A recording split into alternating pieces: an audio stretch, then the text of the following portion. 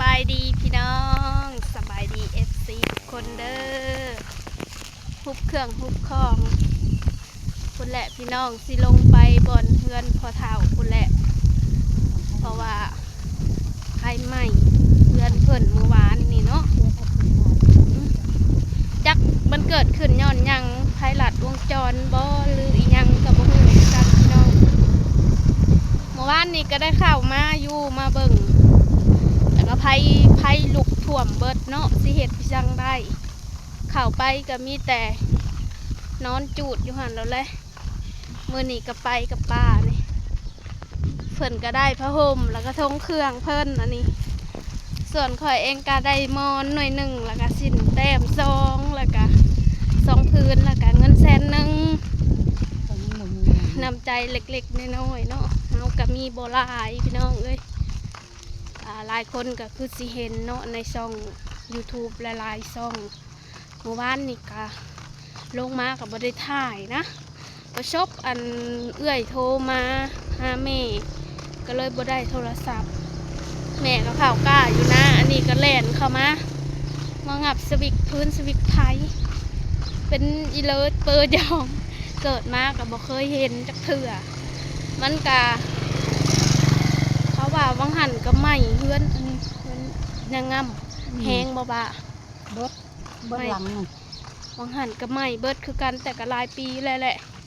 ก็ยังบ่เคยเห็นนะหากก็เคยเห็นนี่จนสั่นพุ่นแหละปีนี้ก็ถือว่าใหม่บ้านใดกันเนาะมาเห็นในบ้านตัวเองกับพ่อเฒ่าเคยเห็นแต่ในโทรศัพท์เบิ่งหามาอยู่เบิ่งนี่จังเห็นเจ้านี่คนได้ผ้าห่มยังดูป้า ได้ผ้าห่มตัวผ้าห่มกะตะกี้พุ่นแหละสะสมไว้เนาะมันกะขี้ฝุ่นและเฮือนเฮาฝนกะหัวขี้ฝุ่นย่ามขี้ฝุ่นกะขี้ฝุ่นผ้าห่มกะมาแหลกผ้ามาแหลกผ้าห่มตะกี้พุ่นแหละลงมานี่ก็บ่ได้ใกล้ปานใดนะพี่น้องเบิดเลยอันนี้ก็เอาเครื่องมาซอยเพิ่น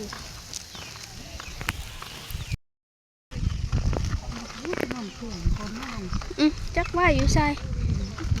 ว่าอยู่เงินพอเท่าไปจักเด้เพิ่นก็พี่ซิเมนจะเห็นตูบเลยมั้ง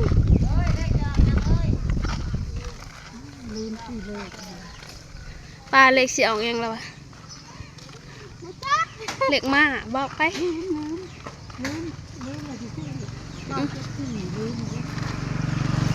เปิดเลยพี่น้องพระเจ้าก็ทำความสะอาดแล้วเลยมือนี้ฮะ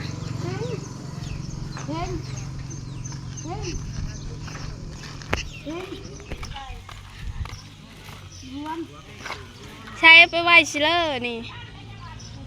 เอาไห้น้ำพายปอปากกล้วยให้น้ำแม่ใหญ่นี่บ่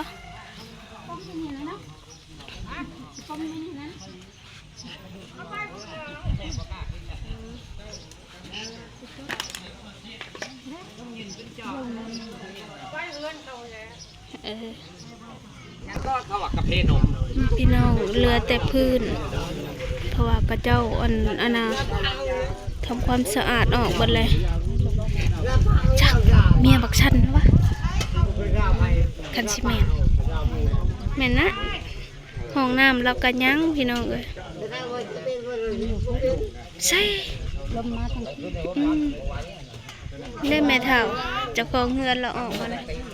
มียังยายว้ายดำนาแห่งแดดกว่านี้แหละแล้วผัดยันจุ่มเฮาแดด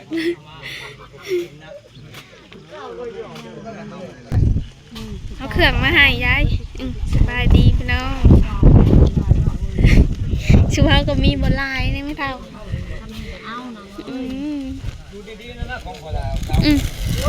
ของเฮาสินชง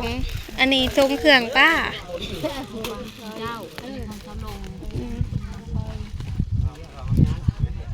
ออกมาอาบน้ำ100,000มีบนลายไม่เท่า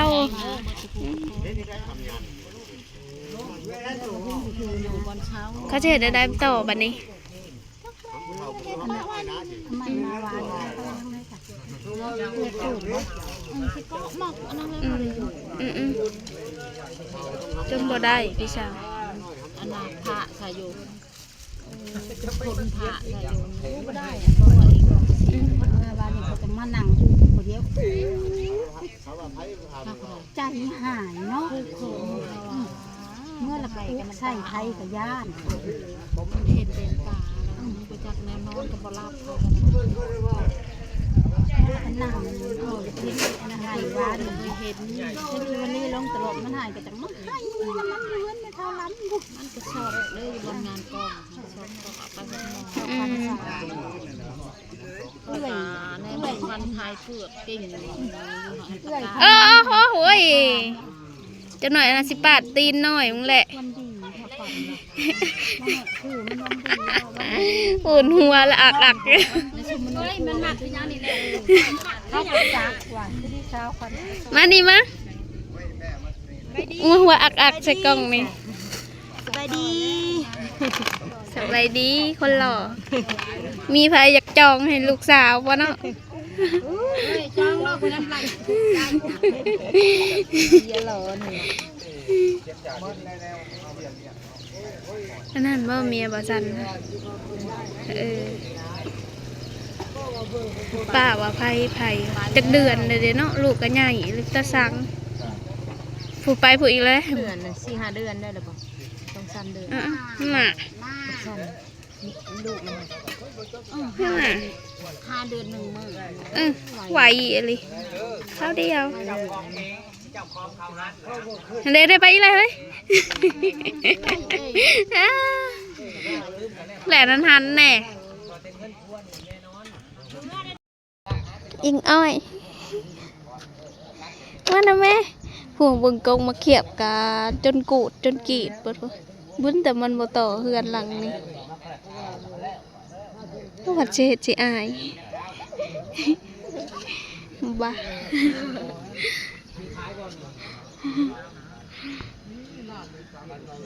จะให้สาวไม่ถามเราข่าวจ้า คนก็กินบ่ อยู่ชายตัวนั่นเนาะลังห้องน้ำเราข่าวเพิ่นอยู่ลังห้องน้ อ้าวเขาจะเห็นยังไงอันเมียงเขาจะกินล่างแร่ลูกแล้ว ำใครแต่ว่ายังเล่าข่าวเนาะ เขาไปกินเขา กายหันบ่ได้ยังเลย เขาไปอยู่ตรงนั้นใกล้ๆนอนแบบนอนเขา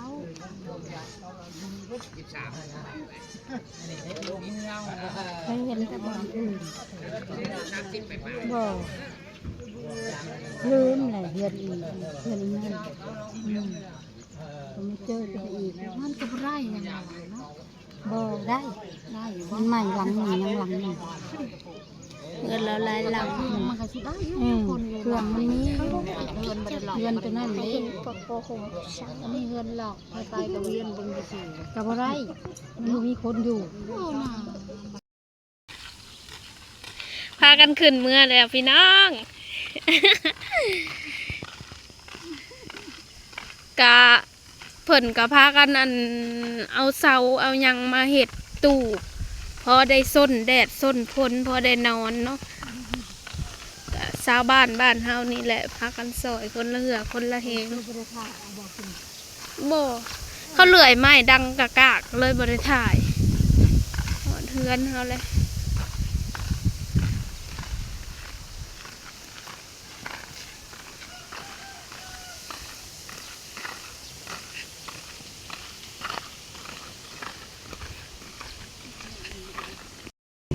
ตอนนี้ขึ้นมาหดพากันขึ้นมาหดเฮือนแล้วพี่น้อง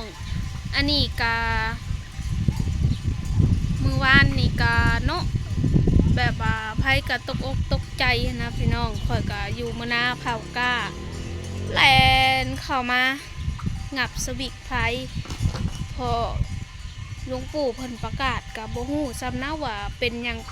กะได้ยินแต่ว่าไผไหม้กะบ่คิดว่าสิหายแฮงปานนี้เนาะสุเพิ่นเองกะหน้าติดกันหั่นแหละช่วงนี้ก็เป็นยามไห้ยามนาพากันลงไห้ลงนาเบิดเราเองก็ยังบ่ทันได้ฮุบเครื่องฮุบคองออกไปนอนนาเสื้อผ้าหน้าแพรเครื่องใส้ถ้วยบ่วงอีหยัง บ่ได้นะได้แต่เครื่องนุ่งขาคิงนั่นแหละพากันออกไปก็บ่ได้ยังออกมาในหันจักอย่างเพิ่นก็เป็นพ่อบ้านพี่น้องเป็นพ่อบ้านก็พอดีเราแล่นเข้ามาก็ได้แต่ปืนอย่างเดียวเนาะก็ของรัฐของหลวงนั่นแหละเพิ่นให้มาป้องกันความสงบบ้านเมืองนั่นแหละพี่น้องเฮาเองก็มีบ่หลายก็ซอยซ้ำซอยได้นั่นแหละพี่น้องเอ้ยช่วงนี้ก็เป็นยามไห้ยามนาไผก็ลุกวาบเนาะไผสิเข้าไม่ได้คันว่ารถดับเพลิงเฮาก็อยู่บ้านนอกบ้านนาก็เฮิงปานใดรถดับเพลิงสิมาจนไผหมดวอดวายเบิดแล้วจังสิมาแต่ก็มีแต่ชาวบ้านเองเนาะไผหมดลงแล้วเพิ่นก็พากันไปตักน้ำมานะความไผลุกค่ะไผก็เข้าใกล้บ่ได้ดอกพี่น้องมันนุ่วปุ้ยข่อยแนมอยู่เฮือนข่อยก็ยังเห็นแล่นเข้ามาปิดสวิตช์ไฟอยู่ในบ้านแล้วก็แล่นกลับไปปิดอยู่มื้อนาอีกยันมันสอดย่านนะพี่น้องเกิดมาก็บ่เคยฮู้บ่เคยเห็นก็ได้สอยกันคนละเล็กละน้อยก็ซ้ำนั่นแหละพี่น้องตอนนี้เพิ่นก็พากันปลูกตูบอยู่กำลังตั้งเสาก็ปลูกในดินตัวเองนั่นแหละเพิ่นก็กำลังเอาเสาขึ้นนะเดี๋ยวนี้แต่ก็ยังบ่ทันแล้วแหละก็บ่ฮู้ว่ามื้อใดสิแล้วอีก 2-3 มื้อพู้นมั้งคันสิบ่ลงนาก่อนเนาะเพิ่นก็พากันเข้ามาเฮ็ดเวียกอันนี้แล้วก็ปะก้าปะนาอีกพี่น้องเอ้ยก้าแล้วก็ความงามไผก็ได้ก้าได้มุ่งเบิดแหละลงให้ลงนาเฮาเองก็ประกาศให้เลี้ยงงัวแหละก็สิบ่ค่อยว่างนะพี่น้องเพราะว่าก้าก็เริ่มยาวแล้วหากยังบ่ทันได้ไปถ่ายให้พ่อแม่พี่น้องเบิ่งหลังจากฝนตกได้หลายสุดเลยเนาะยาวแล้วพี่น้องเอ้ยสำหรับคลิปนี้ก็บ่มีหยังหลายเด้อพี่น้องพา